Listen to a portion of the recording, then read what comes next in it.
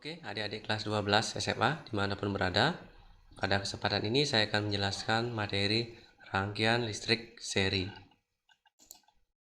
Adapun tujuan pembelajarannya yaitu peserta didik mampu menjelaskan sifat-sifat rangkaian seri. Nah, kita langsung saja ke topiknya. Nah, adik-adik harus tahu dulu apa pengertian dari rangkaian hambatan seri. Nah, di sini sudah dijelaskan, rangkaian hambatan seri adalah rangkaian yang disusun secara berurutan atau segaris. Nah, seperti ini pada gambar A ini lampunya disusun seri, ini segaris. Sedangkan gambar B ini adalah simbol rangkaiannya, yaitu hambatan R1 dan R2-nya segaris. Ini adalah hambatan seri. Nah, sedangkan yang gambar C ini adalah hambatan penggantinya. Jadi hambatan R1 dan R2 ini hambatan penggantinya adalah RS. Nah, hambatan disusun seri. Nah, ini adalah poin penting, yaitu untuk komponen-komponen listrik yang disusun seri, hambatan penggantinya sama dengan jumlah hambatan tiap-tiap komponennya. Jadi secara matematis kita bisa tuliskan persamaan dari hambatan yang disusun seri. Nah, seperti ini. RS ini adalah hambatan disusun seri. Sedangkan R1 ini adalah hambatan yang pertama, hambatan yang kedua, dan R3-nya adalah hambatan yang ketiga. Kalau misalkan ada 4 hambatan, tinggal jumlahkan keempatnya. Berikutnya adalah sifat-sifat rangkaian hambatan seri. Yang pertama adalah hambatan disusun seri ini bertujuan untuk memperbesar hambatan suatu rangkaian. Tadi di persamaan matematisnya, hambatan penggantinya adalah menjumlahkan semua komponen hambatan, otomatis akan memperbesar hambatannya. Berikutnya adalah kuat arus melalui tiap-tiap komponen sama, yaitu sama dengan kuat arus yang melalui hambatan pengganti serinya.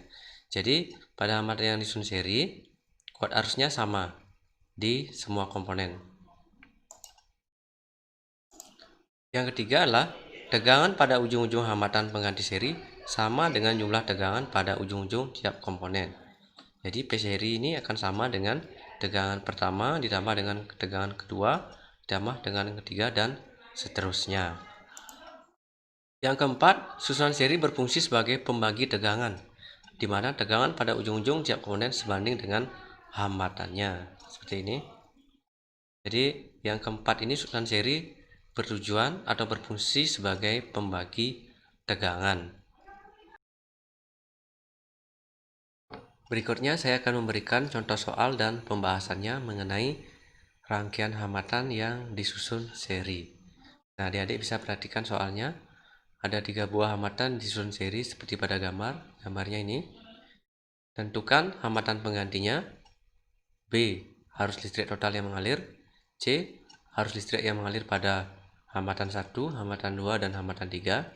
Dan D. Tentukan tegangan pada hambatan 1, hambatan 2, dan hambatan 3. Nah, ini adalah rangkaian yang disusun secara seri. Ini perhatikan letaknya. Antara hambatan 1, hambatan 2, dan hambatan 3 berada dalam satu garis. Nah, langkah-langkahnya seperti biasa, adik-adik harus menulis dulu besaran-besaran yang diketahui. Nah, ini adalah R1, yaitu hambatan pertama 10 ohm, kemudian R2 atau hambatan yang kedua yaitu 15 ohm, kemudian yang ketiga adalah 5 ohm, dan tegangannya adalah 12 volt. Nah, yang ditanyakan adalah hambatan penggantinya atau RS, kemudian arus total, kemudian arus pada hambatan 1, arus pada hambatan 2, arus pada hambatan 3, serta tegangan di masing-masing hambatan, baik itu hambatan 1, hambatan 2, dan hambatan 3. Nah, kita yang cari dulu yang pertama, yaitu hambatan penggantinya. Nah, ini rumus dari hambatan yang disusun secara seri. Tinggal kita menjumlahkan berapa ada hambatan. Nah, pada rangkaian ini ada 3 hambatan. Nanti kita tinggal menjumlahkan ketiga hambatannya. R1, R2, R3-nya tinggal kita masukkan seperti ini. Maka hasilnya kita akan dapatkan 30 ohm. Jadi hambatan penggantinya adalah 30 ohm. Ini sudah ketemu pertanyaan yang bagian A, hambatan penggantinya. Jika kita gambarkan rangkaian pengganti serinya, maka akan seperti gambar di bawah ini. Nah, seperti ini gambarnya kalau kita sudah menggantinya. Nah, ini RS ini adalah hambatan seri. Jadi besarnya 30 ohm. Sini 30 ohm. Kita lanjut ke pertanyaan yang nomor B. Arus listrik total yang mengalir. Nah, kita gunakan hukum Ohm. Arus sama dengan tegangan dibagi dengan hambatan serinya. Nah, tegangannya adalah 12 volt. Ini 12 volt. Sedangkan hambatan serinya kita sudah tentukan tadi yaitu 30 ohm. Masukkan 30 ohm. 12 bagi 3, 4. Karena ini adalah dibagi 30, maka hasilnya adalah 0,4 ampere. Jadi, arus listrik total yang mengalir pada rangkaian ini adalah 0,4 ampere. Selanjutnya kita ke pertanyaan yang bagian C. Nah, kita mencari arus listrik di masing-masing hambatan R1, R2, dan R3. Nah, konsep yang kita gunakan adalah prinsipnya ini yang sudah saya jelaskan tadi, bahwa arus totalnya itu atau arus serinya adalah sama dengan I1, sama dengan I2, sama dengan I3. Jadi arus listrik yang mengalir pada hambatan 1, 2, dan 3 sama dengan 0,4.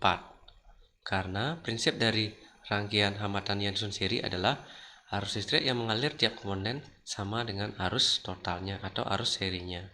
Jadi sama, arus listrik yang mengalir pada R1, R2, R3 0,4 ampere.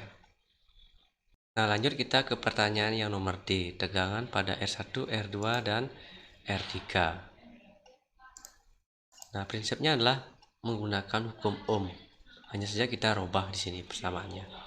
Jadi tegangan pada R1 yaitu P1 sama dengan I1 dikali R1. Tinggal kita substitusi.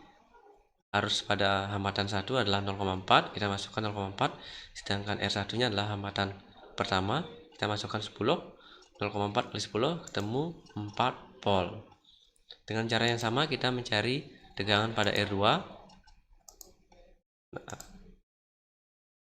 Nah, P2-nya ketemu 6 volt. Sama pula kita mencari tegangan pada R3.